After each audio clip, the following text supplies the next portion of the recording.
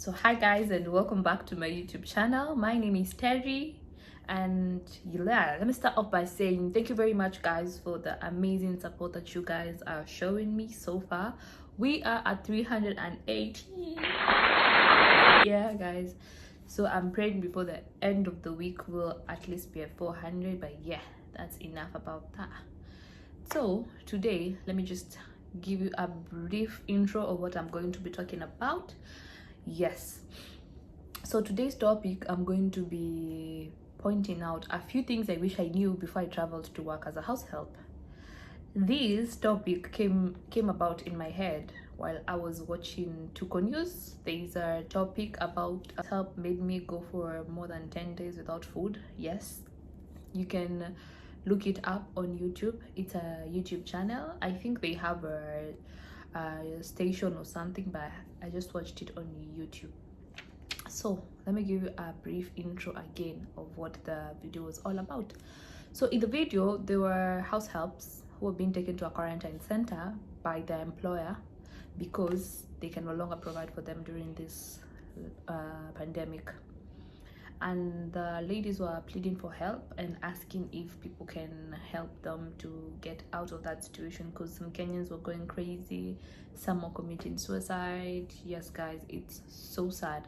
And when I saw this video, I literally remembered the time I was in Lebanon and how I felt not being able to go home despite me wanting to go. How I felt when I used to contact my agent who had taken me there and she'd blue tick me.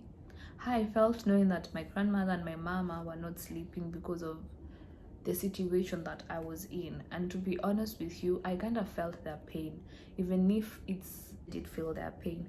And it is because of that that I decided to tell or to talk to you people and you, if you have someone who knows, or if you know someone who wants to travel and go to work in any Arabic country, I have advice that I'd like to give.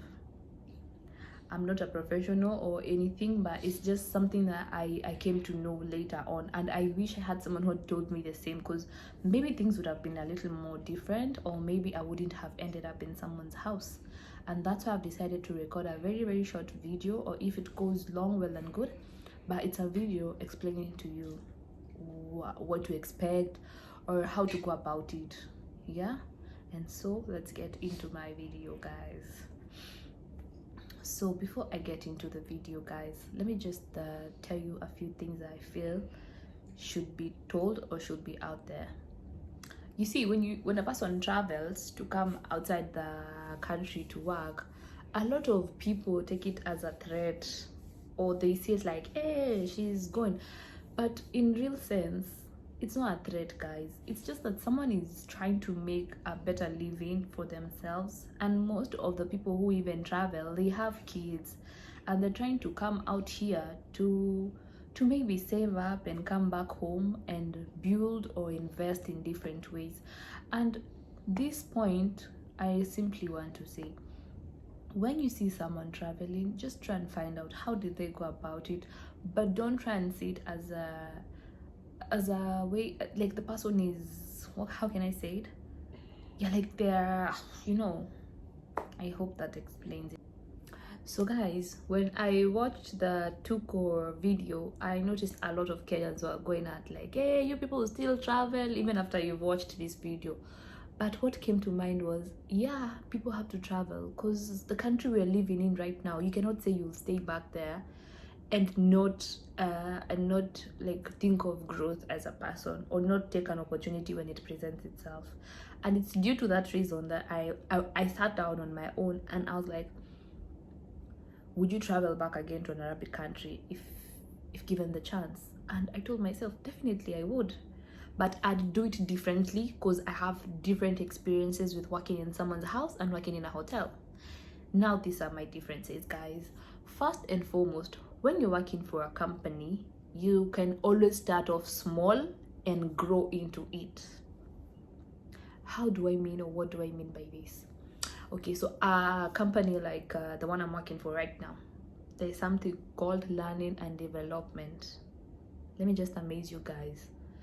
With my company, you can always start off as a steward, as a steward. Like, I've seen it happen. I've seen someone come from being a steward, they took their extra time, like when you're not working, and they learned how to become a chef, and they became a chef. So this comes in hand, like when you are willing to grow, and also when you're willing to work the extra mile. But when you're not willing to work that extra mile, no one is also going to be willing to give you that promotion. So here comes my point. Instead of you going to look for house help job, go get yourself a job in a company, in a hotel. Like we have Jumeirah, we have IHG, which runs different types of hotels. Y'all can Google it up. We have different companies, and the good thing with the hotel industry, you always have the chance and the opportunity to grow, unless you're a person who doesn't want growth, unless you're an enemy of progress for yourself and for other people. So guys, I know you're wondering where I'm going with this, but sit down, relax, and let me explain to you. So you have an option of being a house help or being a steward in a hotel. Yeah, maybe chances are the salary will be almost the same, and chances are even higher that both you'll be given accommodation and food. So why not take the stewarding, start small, clean dishes, clean bathrooms. Actually, I did clean bathrooms during these quarantine times, guys, so it's not that difficult, unless you take yourself, I don't know how, but anything is possible if you put your mind to it. That's a story for another day. But hey, come here, start off by cleaning bathrooms, cleaning floors, making beds, cleaning dishes. Start off from there. Can I tell you the advantages that come with that? You're not limited to going outside. You have your freedom of movement compared with you being in someone's house as a house help. When you're in someone's house as a house help, the freedom of movement is limited. You cannot even go outside. Like me, because I'm telling you a story that I went through. I never used to come out of the house. It was only to take out the trash, like literally to take out the trash. So my second point, imagine when you're working as a house help, if you don't know, you don't get to keep your passport. Your owners, immediately you enter the house, they take your passport and they keep it safe for you. That's what they tell you. But with most of the companies that I know, like especially here where I'm at right now, Kuwait, if you're working for a hotel company, you have your passport with you. Yeah, so if you have your passport with you, if it's a time like this, those ladies are stuck where they are. If they had their passports with them, we as Kenyans tungechanga pesa and send it to them, and maybe they'd be back on their way or even out of that place. You understand my point? But now see the point where I'm talking about. These people, they don't have their passport. You're stuck where you are. How do you even get out of there? And you know one more thing, guys, when you're in someone else's country, your passport is like your ID. You're not supposed to go about without it, because any shit happens, you have to have your passport with you. So this is very sad. Something else that was also mentioned in that video is that they're not even allowed to buy the SIM card. This I did experience firsthand, guys. I wasn't allowed to buy my own SIM card, guys. My employer was the one to call, and I'd receive or talk through the phone call, apart from the second house I went where I was given my own phone. I hope you guys you're catching up with what I'm trying to say. Yeah, my third point is, you see, when you're working for someone inside their house, they take you as their property. Like, it's like they've bought you, you belong to them. So anything they decide happens. I will relate it to the ladies I just recently watched. You see, the employers right now, they don't see the need of them being in the house. So what they've done, they've taken the ladies and put them in the... So as I was saying, guys, with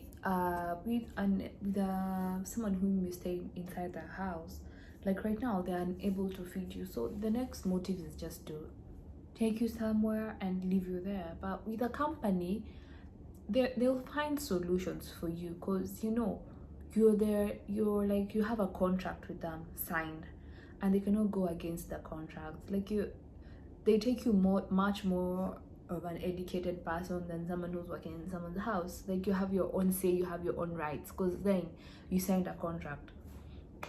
And I'll just say this once again. If you're going to travel and go to an Arabic country, find yourself an agent who has worked with people you know.